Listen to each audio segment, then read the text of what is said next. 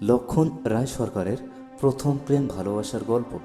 প্রিয় সাথী, জীবনের এই প্রথমবার তোমাকে মনের কথাগুলো বলতে এসেছি। তোমাকে কি নামে সম্বোধন করব সেই ভাষা আমার জানা নেই। জীবনে অনেককেই দেখেছি, তবে তোমার মতো মায়াবতী কাউকে কোনো দিন দেখিনি।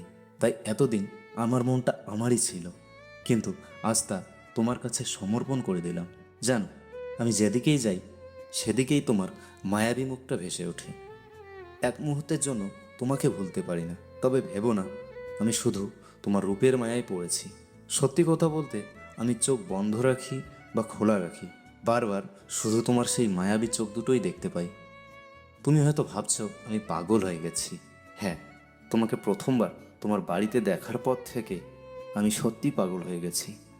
আমার মন তোমাকে অনেক কিছুই বলতে চায়, কিন্তু তোমার সামনে গেলে মনের সাজানো ভাষাগুলো সব এলোমেলো হয়ে যায়, যেন সমস্ত শব্দ হারিয়ে যায়। শুধু একটা কথাই বলতে চাই, আমি তোমাকে অসীমভাবে ভালোবাসি। এতটাই ভালোবাসি যে জীবনের শেষ মুহূর্ত পর্যন্ত তোমাকে ভুলতে পারবো না।